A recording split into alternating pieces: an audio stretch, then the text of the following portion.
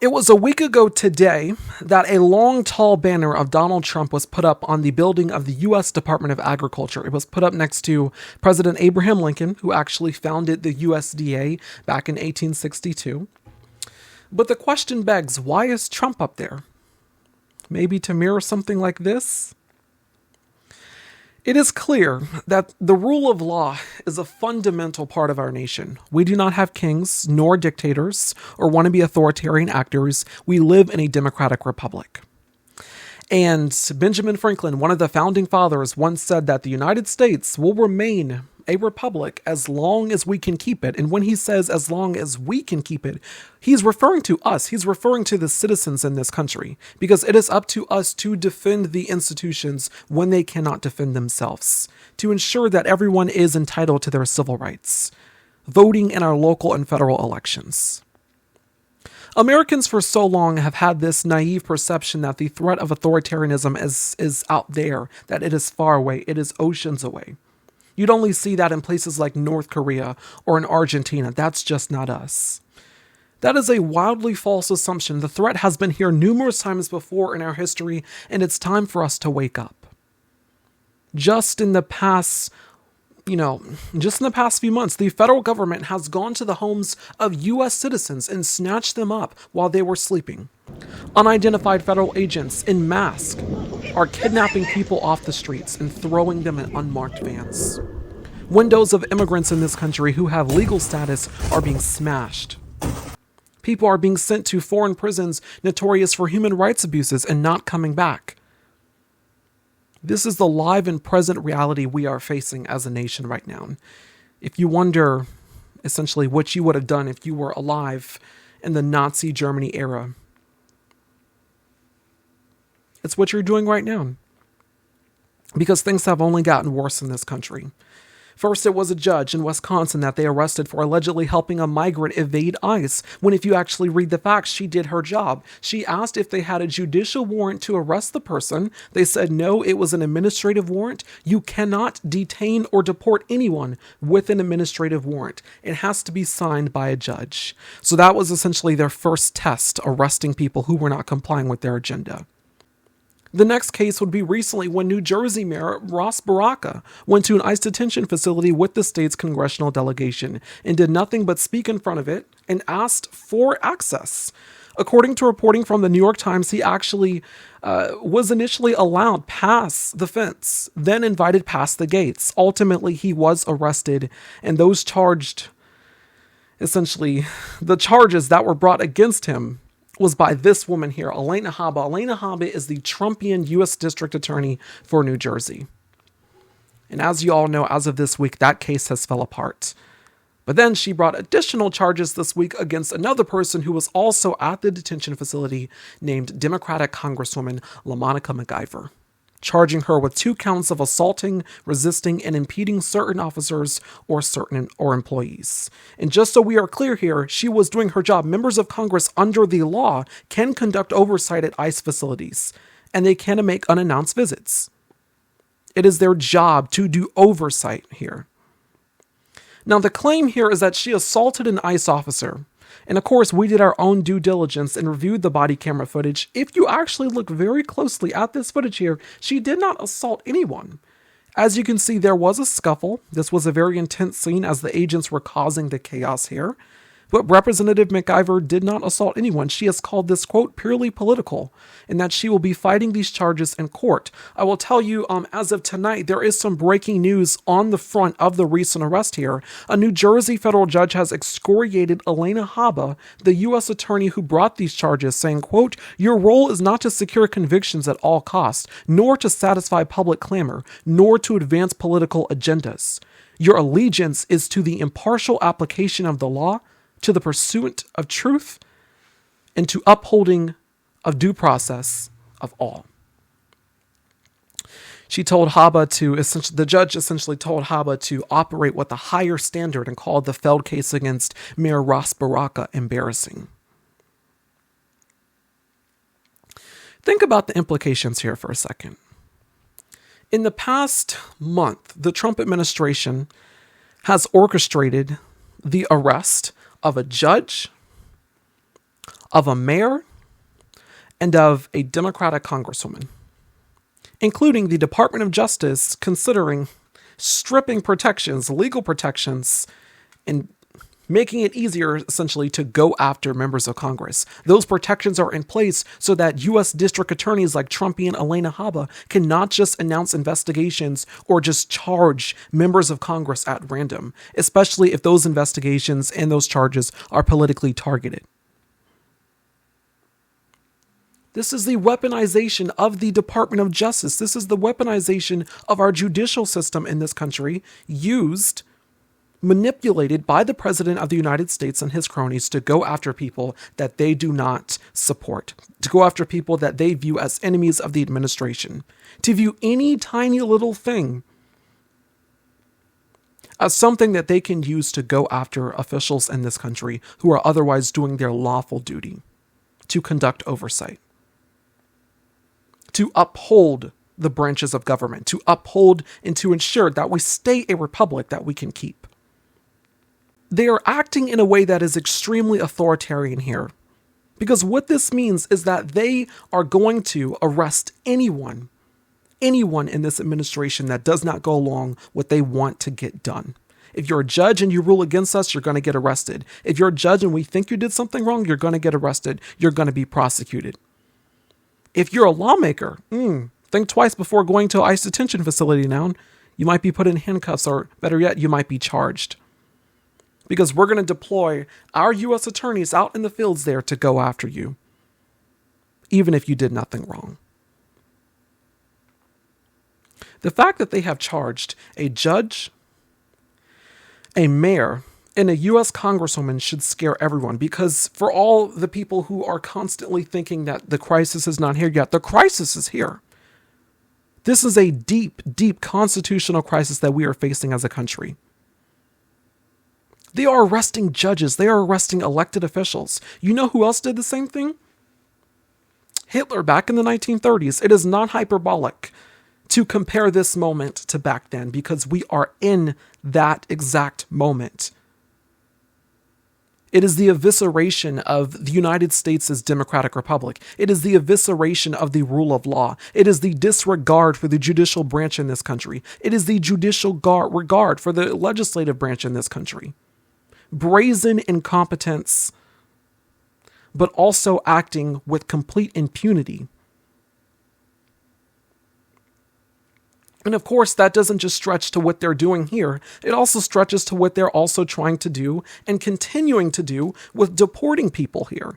The Trump administration has been sending, which I really shouldn't use the word deporting, because if you're going to deport someone, at least they get due process. The Trump administration has been sending people to foreign prisons in countries that they have never been to without due process.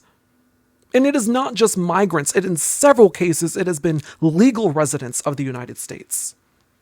If you've spoken out against this administration, or a vocal critic of its policies, or you have a tattoo and you happen to be a Hispanic, if you wear a Chicago Bulls hat, you are a target of this administration and in this country. We are supposed to have Habius Corpus, which essentially ensures due process for anyone in this country, regardless of citizenship or legal status. They are now contemplating getting rid of that.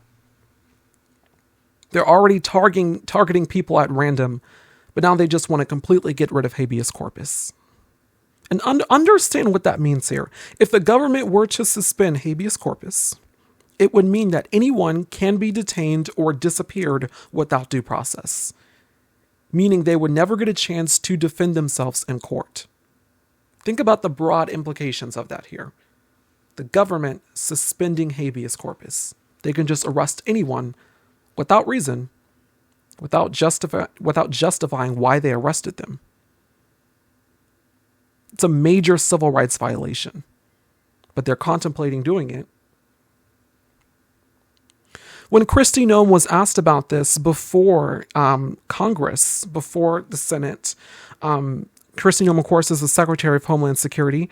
When she was asked about this before the Senate, she apparently had a hard time trying to define what exactly it is. Watch.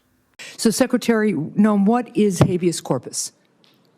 Well, habeas corpus is a constitutional right that the president has to be able to remove people from this country and suspend their right to. Let me stop you, ma'am. Suspend their Habeas right corpus, excuse me, that's incorrect. President Habeas Lincoln corpus, used it. Excuse me. Habeas corpus is the legal principle that requires that the government provide a public reason for detaining and imprisoning people.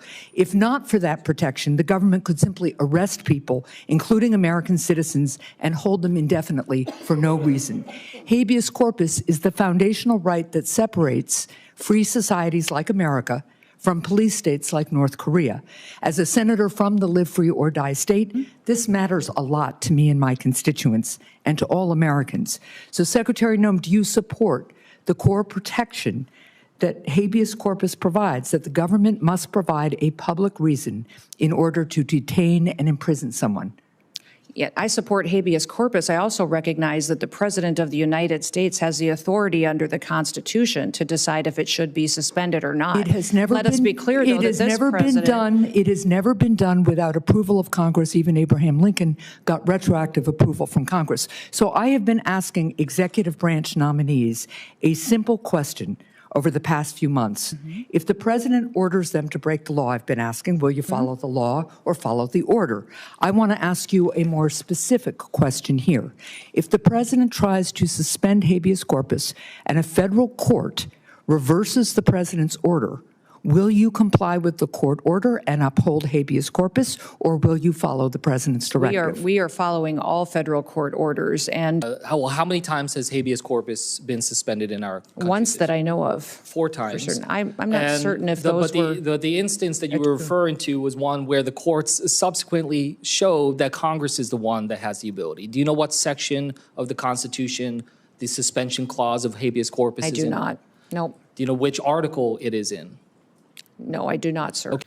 The United States Secretary of Homeland Security does not know nor can define what habeas corpus is.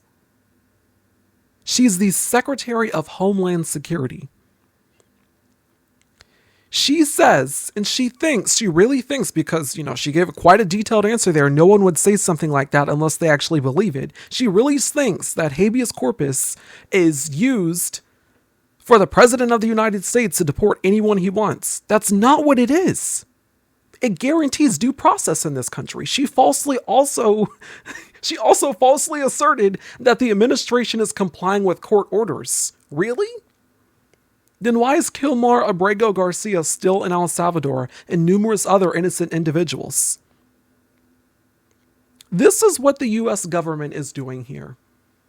Literally rounding up and sending innocent people to foreign countries to rot, even when multiple court orders, including the U.S. Supreme Court, the highest court in the land, has told them not to do so, and has told them to facilitate the return of these individuals. But yet they persist in defiance. Today, a federal judge ruled that the Trump administration violated yet another court order by sending immigrants to South Sudan, who aren't even from the country. Judge Brian Murphy said, quote, "It was impossible for these people to have a meaningful opportunity to object to their transfer to South Sudan. The department's actions in this case are unquestionably violative of this court's order." End quote. The question of where these people are going is something that in this era, you really have to hone into the fact of where they're going, because the administration is quite secretive. The administration is relatively giving us few information on what's happening here. So investigative journalists have to do their part. And this is what we're finding here. Nick Turse and Jonah Valdez at The Intercept did an excellent piece on what's happening here, reporting that the United States is currently in talks with 19 nations, including Libya, which is literally in the middle of a civil war right now. They are in talks with 19 nations to accept deportees from other countries. They're also still going to use Guantanamo Bay as a place to hold immigrants. We did a special report on that last month. Please watch that for more information, as that is extremely jarring what they're doing with sending migrants to Guantanamo Bay. But a lot of the places that they're planning on sending them to are hellscapes, as Amnesty International referred to it in a 2021 report. There are places where adults and children are subjected to, quote, arbitrary detention and systematically subjected to torture, sexual violence, forced labor, and other exploitation with total impunity. The most recent State Department report on human rights in Libya criticized its harsh and life-threatening prison conditions and cited numerous analyses which found migrants routinely experienced unlawful killings, arbitrary detention, torture, sexual exploitation, and other abuses, that perpetrators included state officials, and that various UN entities documented human rights abuses committed against migrants in detention centers throughout the years. So once again, investigative journalists are having to do the hard work on where these migrants are being sent to and just tracking it down, really, because it's changing consistently by the day. I mean, first it's going to be El Salvador, then they're sending them to Libya, then they're sending them to South Sudan. It's multiple different countries, multiple different locations that investigative journalists are really having to track down as the media cycle continues to change. These people are being deported, not deported again, because it's not the word to use. Deporting involves due process. They're being sent to foreign countries without a chance to defend themselves. They're being sent to foreign countries without a chance to object to the country that they're going to. Let's say, for instance, if you are someone that is Venezuelan, right? And so the Trump administration is going to send you back, send you out of the country. And they send you, instead of sending you back home to Venezuela, they send you instead to Cuba. They send you instead to El Salvador and SICAT. They send you instead to Argentina. Once again, it's just these random countries. But the point here is cruelty. Cruelty is the point. Stephen Miller, of course, is one of the architects of the mass deportation policy here, what the Trump administration is doing. And one of the things he said is that, we're just getting them out the country. We're just sending them anywhere. If it's in Libya, which happens to be in the middle of a civil war, well,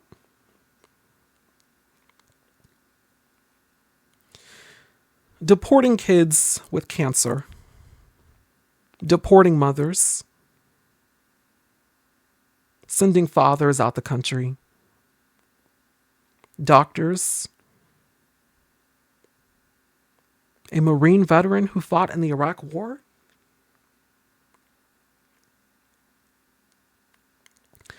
That is what this administration is doing. The wake-up call tonight has to be to every single person in this country that you are not safe, that U.S. citizens can be targeted by this administration. Regardless of legal status, regardless if you were born here from day one, you can be targeted from this administration. If they do not like what you say, if they do not like your past political statements, they can target you, and they will target you, and they have made that clear. When they went after Mumid Khalil, a Columbia University student, just for his pro-Palestinian beliefs, when they went after him, one of the things that he published, an essay in the Washington Post essentially, was the fact that Americans are not safe. If you're a U.S. citizen in this country, you are not safe. His rights were stripped away effectively, and now he's sitting in a Louisiana detention center.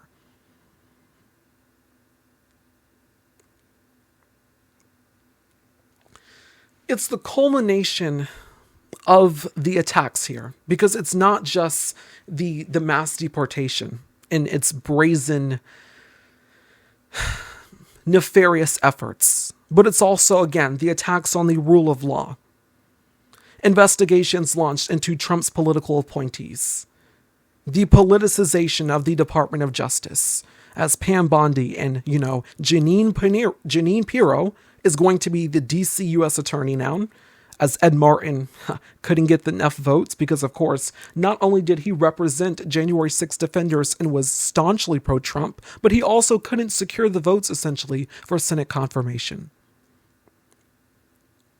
And again, these people that he's putting into these positions, like Pam Bondi and Jeanine Pirro off of Fox News, and Kash Patel and Dan Bongino, the people that he's putting into career high-level official positions at DOJ and the FBI, these people are to go after political enemies of Donald Trump.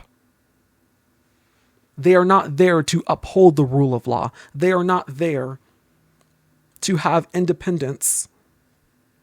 They are there to go after the political enemies of the president and to do whatever he wants. That's the goal here. That's the type of country we are living in. And that is the type of country where the alarm bells are ringing quite loudly, and they have been since January when he took office. The question is this damage that has been done here, is this damage reversible? And what can we expect as time goes on with this administration, and how serious things could get and how worse things could plunge into? Paul Rosenzweig is a former DHS attorney, and he joins me next. Stay with us. The Jeremiah Patterson Show is an independent news media platform. If you want to see more special reports like this, please consider becoming a paid subscriber to my Substack at tjpsnews. When you become a paid subscriber, you'll get immediate access to exclusive content, opinion pieces, the upcoming Resistance podcast, and The More You Know, a series focused on diving deeper behind the headlines with historical context. One viewer who upgraded said, quote, "Your show is insightful, thought-provoking, and engaging. You shed light on key issues, inspire conversations, and tell impactful stories. Your passion and dedication shine through in every piece, keeping me informed and inspired," said Dr. Lisa. "I do this because it matters, because the investigative journalism is imperative. And most of all, I'm unabashed and unafraid to tell the truth. Upgrade now from free to paid for just $7.99 a month or $75 a year.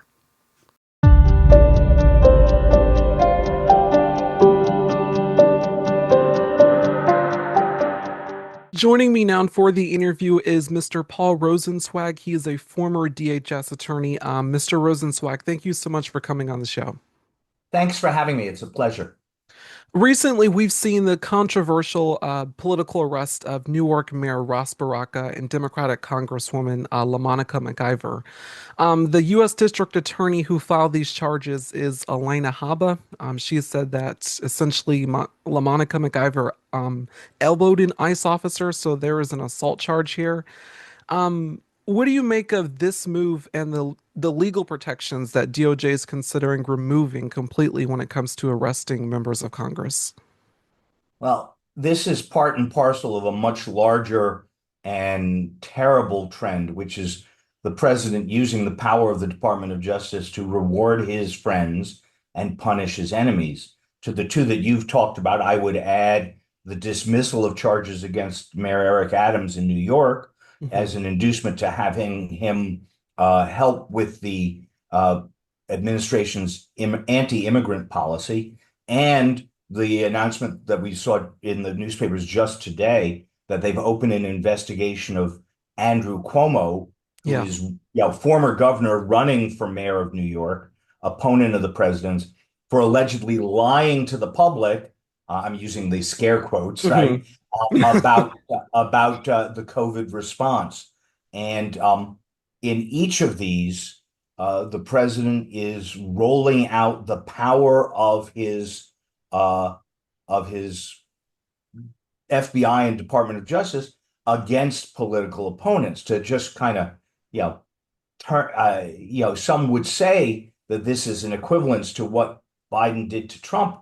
But the difference is that Trump actually committed crimes. He actually tried to steal an election. So that's a false equivalence. And if that's what's going to be the method going forward, then the rule of law, the idea that law is a restraint on government misconduct, is going to be badly fractured. The Secretary of Homeland Security yesterday testified before Congress She was asked what exactly is habeas corpus, which of course grants due process in this country, and she said that it gives the president the power to deport anyone he wants. What do you make of this brazen incompetence, uh, at DHS right now? You know, in some ways, it's almost comical because she's less bad than the Attorney General and the Secretary of Health and Human Services, who's cutting funding to in the pantheon of bad actors, she's just incompetent. Hmm. Some others, like Stephen Miller, they're kind of borderline evil. But it is, I think you have a good phrase that I'm going to steal and use. It's brazen incompetence. Hmm. They don't care that they don't know what they're doing because they think they were elected by people who don't care that they know what they're doing, and they're probably right. Um, the American people voted for against expertise, against knowledge, and against experience, and voted for the idea that the guy off the street in Iowa can do just as good a job as Secretary of Homeland Security. Actually, I should say North Dakota or South Dakota, really. The lady off the street in South Dakota can do just as good a job. I mean, think of the things that a Secretary of Homeland Security should know something about: immigration, counterterrorism, emergency response to disasters, protection of the president, the Coast Guard, and protecting our maritime borders and domains, funding, grants. She knows none of any of that. And most importantly, and most obviously, she knows nothing about the fundamental constitutional law of the United States, since, as you said, she doesn't know what habeas corpus is. Hmm. Or maybe she does, she just doesn't care. I don't know which. In regard to the administration's mass deportation campaign, we've seen the administration devise several court orders related to bringing individuals back from El Salvador and not deporting individuals to countries like, Sudan and other countries. What kind of mechanisms exist, if any, to hold an administration accountable when they unlawfully deport individuals? Well, unfortunately, what we're discovering today is that the fundamental assumption of the Constitution is that people will follow its dictates more or less voluntarily. That Mm, people of goodwill who have disagreements about what the right tax policy is, or even what the right immigration policy is, will abide the rule of law. I don't think the founders could have imagined a brazen disregard of the courts by a president. Nor could they have imagined a president who brazenly takes gifts from Saudi and Qatari kings, right? yeah. They wrote the rules thinking that people would follow them. And so they have enforcement mechanisms, but they didn't think they would be very necessary. They also thought that those enforcement mechanisms would work. I mean, the main one is if a president ignores the courts, Congress should impeach him or her, Yeah. right? But this Congress is a supine suck up to President Trump, and the chances of them exercising any oversight authority over him are zero, are less. We would be less than zero if we could be less than zero, and the courts themselves really only have words, Hmm. right? What we're discovering at a really tragic level is that the rule of law is just effective for so long as you and I believe in it. And Yeah. it's kind of like Peter Pan, right? Yeah, Tinkerbell, clap your hands. So Exactly. Tinkerbell, um, and Mr. Trump is demonstrating that if he stops clapping, there's not much left, and I don't know how we recover from that because Mm. it's really hard to um, believe in Tinkerbell after you found out that she doesn't really exist. Yeah, and I wanted to ask you here lastly, in regard to some of the things that we've been seeing, like military lawyers fired, and what's happening at the Department of Justice and the FBI with officials like Kash Patel and Pam Bondi being so close to the president. There's a specific reason why you don't want individuals like that, staunchly close to the president or having loyalty, because, there's supposed to be independence, at these departments, for them to conduct their jobs. But we've seen that breach time and time again. Pam Bondi, continuing to praise the president, signing off on the Qatari jet. What do you make of this politicization of these key institutions here, and not just the impact this is going to have on the American people, but on the workforces here at these institutions? Well, as to the workforces, they're horribly demoralized. There was an anonymous diary published in The Economist magazine a couple of weeks ago of a DOJ staffer who basically said, the halls are empty, nobody talks. They used to be filled with colleagues sharing coffee and laughing. They're utterly demoralized, and I'm sure that that's true at the FBI, at DHS. It's an attempt, a successful attempt, I think, to brutalize the federal workforce and get people to quit as a way of destroying the federal government so that it can be reconstituted with Trump loyalists.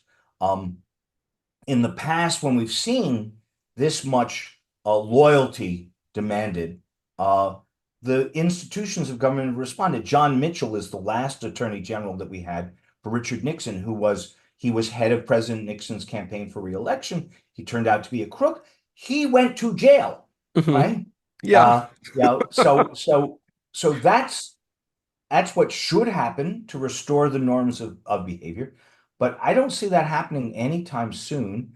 And my expectation then is that in light of all of that, we're going to see a degradation in the rule of law. And even if we get a new president, either a Democrat or even a Republican who believes and wants to reinstitute the rule of law, it's been so badly fractured that a large number of Americans just won't believe it. Once again, that was my interview with Paul Rosenzweig, a former DHS attorney, a very valuable and perspicacious perspective, especially in a time like this, to help understand what's going on, but also just to get some feedback, especially on someone who used to work at DHS. So I was really happy to get that interview, and I was very grateful for his time to sit down and to talk. That's going to do it for this video here on the Jeremiah Patterson Show YouTube channel. If you are new to the Jeremiah Patterson Show, welcome. Also, you're probably going to have to get used to the fact that I open with extremely long monologues. So if 20 minutes was too long for you, sorry about that. But all the information is needed, and I try to do it at the top of the show in a way that it's easy for people to grasp and it makes sense. But I do appreciate you all for joining and watching this episode. We're going to have special coverage again on Friday when I return officially. I'm probably going to release a video tomorrow. No promises because it's my rest day. I now do the show Monday, Wednesday, and Friday, so I'll probably release some content tomorrow. But thank you all so much for watching this video here on the Jeremiah Patterson Show YouTube channel. You can support us financially as this is independent journalism and we rely on your donations to continue this crucial work. Please also follow us on Blue Sky and Substack at tjpsnews for more information. Another way to become a supporter of the show is by becoming a paid subscriber to me on Substack, of course. Once again, you can become a paid subscriber on Substack for just $7.99 a month or $75 a year. Everyone, comment, share this video. I would love to start a discussion with some of you and just to get your feedback on this as I put this episode together. Let me know what you think.